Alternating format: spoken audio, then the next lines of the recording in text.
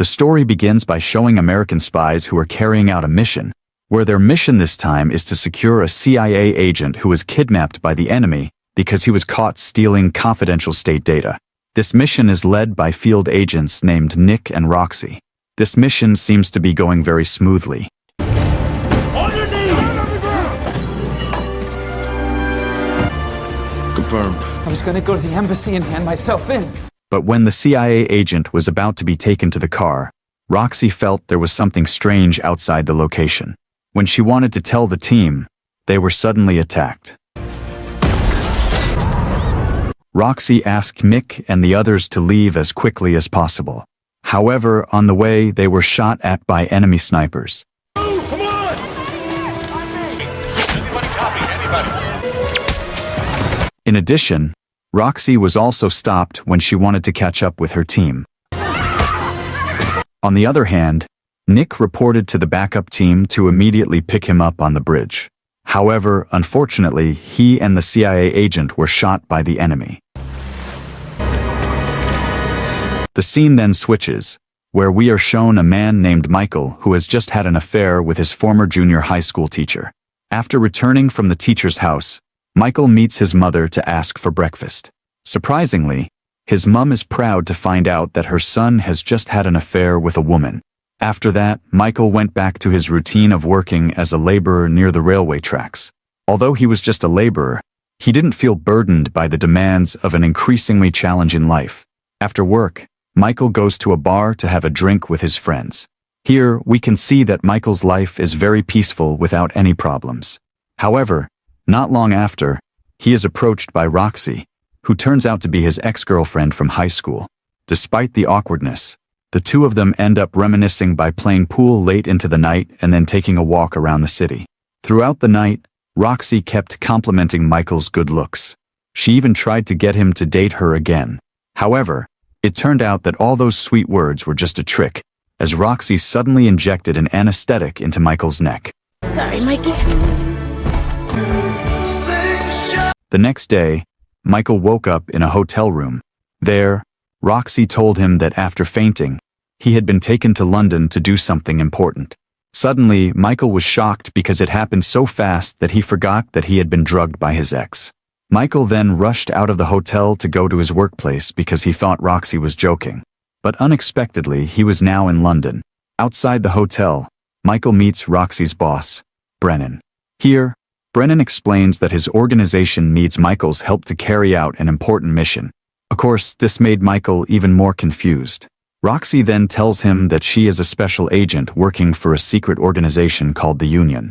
This organization often works with the government to provide intelligence services. This time, they need Michael's help to carry out a previously failed mission, which is to retrieve secret data stolen by the enemy. To make the mission less conspicuous, they needed an ordinary person like Michael. Later, Roxy and Brennan invited Michael into the secret headquarters in Union to talk further. In that place, Roxy showed a photo of a woman named Julie Quinn, an auctioneer who reportedly received an offer to sell state-owned confidential data on the black market. So, the Union should be able to meet her and ask who the person who handed over the data was. After explaining this, Brennan took Michael to a place to test his fighting skills. Oh, what the? Street is that? Sesame Street? Surprisingly, it turned out that Michael already had the basics of fighting, so the Union's physical trainer only needed to develop them further. However, Michael was very upset because he thought Roxy wanted to get back together with him. But it turns out she just wanted to use him. Here, Michael brings up his past when Roxy left him without a word for 25 years. Upon hearing this, Roxy apologized for hurting his heart. She also explained that she was forced to leave Michael because of her job as an intel officer, so inevitably, she had to keep her identity a secret. In the midst of his doubts, Michael called his mother for advice. But unexpectedly, it turned out that his mother already knew that Michael was with Roxy in London. In his heart, he felt that his mother was better suited to be recruited by the Union because her intel skills were too strong. Later, his mother convinced Michael to treat Roxy well. If possible, he should marry her because Michael was getting old. After calling his mom, Michael decided to accept Roxy's offer. After all, his life had been too relaxed, so he needed a little adrenaline to make it more exciting. Without further ado, he embarked on an intense 6-month training program. This is like 47. Where are you from? Boston, Massachusetts. Long story short, he was ready for his mission. Then, he conducted a briefing with the team so that the mission would run smoothly. When everything was ready, he set up at the location with a support team that would split up to watch from a distance. He then carried a bag containing $5 million that would be used to buy an auction access code. That way, he could take part in the auction to buy the confidential data that Juliet would sell later. Unfortunately, Roxy sees a group of suspicious people watching Michael. Spontaneously, she asked each team member to be alert and ready to help her if there was a problem. Who's got eyes on it? We've got definite hostiles moving. Michael then entered a cafe and found a vibrating mobile phone on a table. As it turned out, the call came from Juliet, the auctioneer. Then, Juliet instructs Michael to give the money to a man wearing an Arsenal jersey. After making sure the money was right, Juliet said that the auction access code was on the back of the mobile phone that Michael was holding. Proudly, Michael called his team and said that this mission was too easy for him. However, when he came out of the cafe, it turned out that Roxy and friends were fighting with another group who wanted to seize the auction code. Let's go! Are you sure? Yes!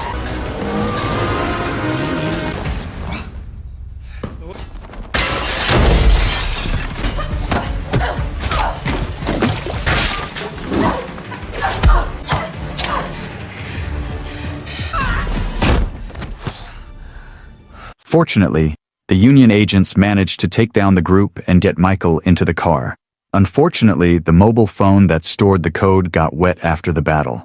Here, one of the members said that his device was not detected, and he suspected that an intruder had leaked their plan. However, Brennan was confident that all of his team members were trustworthy, so his plan could not have been leaked from the inside. Now, he decided to steal the other group's auction codes before the auction took place. The world depends on it, not to mention the future of this organization. After the evaluation meeting, Michael apologized to Roxy for not being able to carry out his mission. However, Roxy said that there was still another chance before the auction was held in 48 hours, so she hoped that Michael would not be discouraged by his failure. The next day, they held a meeting to devise a plan to steal the auction code from another intel group. From the data obtained, there was intel from China, North Korea, Syria, and Iceland that had the auction code. The Union then chose to steal the code belonging to North Korean intel, which was in London, because according to the information obtained, North Korean intel only hired Russian mercenaries to guard their code. It was easier to deal with than other countries that had high levels of security. Later that night, they sneaked into the North Korean base guarded by Russian mercenaries. There, they saw no signs of North Korean agents, and the security was so lax that they suspected it was all a trap. But most importantly, they were able to get the auction code. After the signal to attack, Michael and his friends immediately took out all the guards. Long story short, they managed to get the auction code. However, when contacting the operator, Roxy did not hear an answer, which made her very worried. When she approached her, it turned out that the Union operator was dead. Then, in her car, one of the agents found a message that the Union headquarters would soon be destroyed. Suddenly, Roxy and Michael contacted Brennan to secure the building immediately, but unfortunately, it was too late because the building had exploded first. shit. From here, the agents finally realized that there was an intruder inside the Union. Not long after, Brennan, who managed to survive, gave the news that he and some other agents had survived the explosion. Given the dangerous conditions, they decided to split up to outwit the enemy. Later, Michael and Roxy hid in a hotel affiliated with the Union. At the hotel, Roxy vented her emotions by crying because she had just lost her friends. She was devastated that dozens of Union agents were killed every time she went on a mission, and it made her feel guilty. As a true gentleman, Michael tried to calm her down and told her that it was a disaster, not Roxy's fault. The next day, they resumed the mission with the auction code they had obtained, as the auction would be held online in a matter of hours. After conducting a briefing, Roxy and Michael's team rushed to the auction site while the IT team followed the auction process from headquarters. I have 100 million. Bezos? 125. You don't want to be worth. 275. In this auction, the Union and the CIA continued to raise prices in order to get their data back. Meanwhile, Roxy and Michael were tasked with capturing Juliet and seizing her data directly. That way, the Union and the CIA could retake their money. Not long after that, the two of them finally arrived at the auction venue held by Juliet. Suddenly, they immediately held her at gunpoint and then asked who had given her the confidential data. However, Juliet did not want to tell because the risk was too dangerous. As a result, Roxy and Michael forced her to hand over the data briefcase that night. Feeling cornered, Juliet finally invited the two of them to her house to retrieve the object. After checking the authenticity of the data, Roxy and Michael left. However, at the same time, someone knocked on Juliet's door. Unexpectedly, it turns out to be Mick, who we saw at the beginning of the film. Here, Mick tells if he is pretending to be dead to investigate who the traitor is in the Union. Surprisingly, Roxy highly respects the traitor, namely Brennan. I'm Brennan. The stolen intel has... No. At first, Roxy didn't believe it, but Nick convinced her with various evidence that Brennan had been in contact with foreign parties. On the other hand, Michael seemed unhappy with Mick's arrival, which he thought was very odd because if he already knew that Brennan was a traitor, why didn't he tell Roxy from a month or two ago? In addition, Michael also seems jealous of Mick, who seems to have a special relationship with Roxy. And sure enough, it turns out that Mick is Roxy's husband. Suddenly, this made Michael very heartbroken. After arguing with Michael, Mick then said that in the data suitcase, there was a clue that could prove that Brennan had indeed betrayed. Therefore, he suggested that Roxy hand over the briefcase directly to the CIA. Then, Mick asked Roxy and Michael to meet on a bridge while he would secure Juliet first, after which he would follow there to hand over the data to the CIA. On the way home, Roxy and Michael argued over Mick's appearance. Here, Michael was really disappointed and felt lied to, even though he had hoped to improve his relationship, but it turned out that Roxy was married and did not tell him at all. I'll see you at the next high school reunion. Michael, who was upset, chose to go to the bar. At that place, he was called by his old friend who was getting married. He then promised him that he would definitely come to the wedding after his work was done. However, Michael felt more and more sad every time he heard the word wedding. Despite his disappointment in Roxy, Michael eventually went to the bridge to complete his mission. In this place, he apologized for being too naive when he found out that Roxy was married. From now on, he would consider Roxy a good friend. After waiting for almost an hour, Mick had not yet arrived as promised. Not long after, Roxy gets a call from Mick, who is in a private jet. It turns out that the traitor she has been looking for all this time is Mick, her own husband. In addition, Mick also managed to take the original confidential data because last night, he and Juliet had conspired to swap the suitcases, so the briefcase now held by Roxy was empty. Instantly, Roxy was very disappointed because she had never thought that her husband would do such evil things.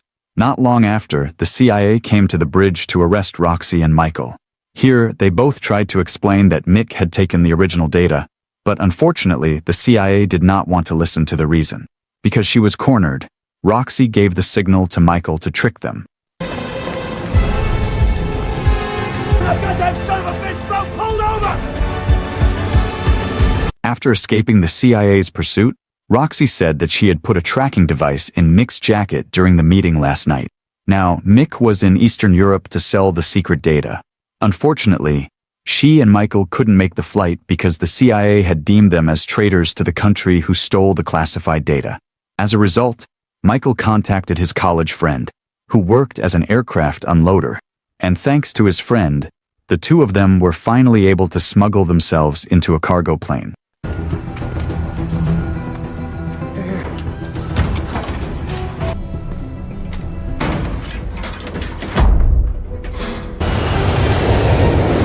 At the same time, Brennan has been arrested by the CIA on the same charges.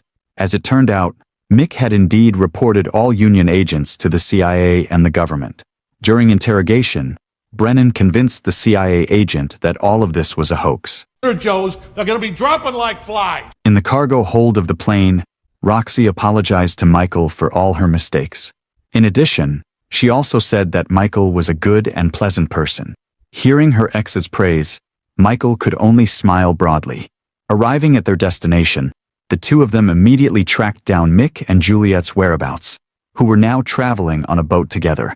Here, Roxy's anger increases many times over when she learns that Mick has been having an affair with Juliet.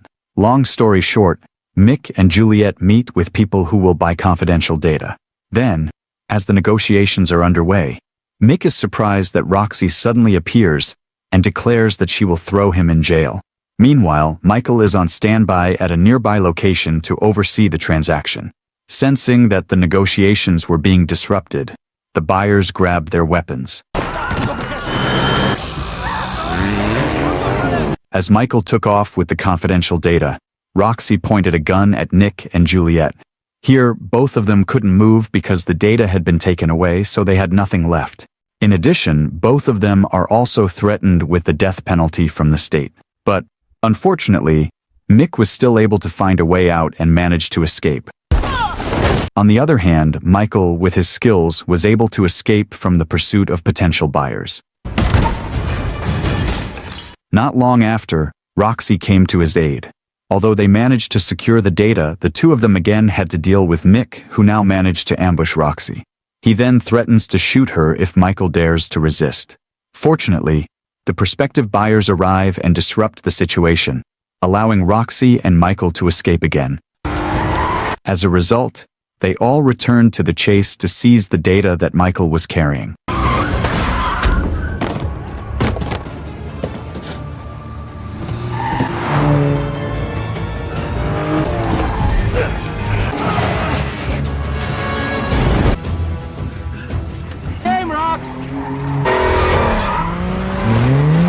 But unfortunately, Michael was thrown into the ravine. Here, Roxy immediately felt devastated and thought that Michael was dead. But, as a strong worker, Michael managed to save himself. Without wasting any time, the two of them chased Nick, who was about to take the data away through the harbor.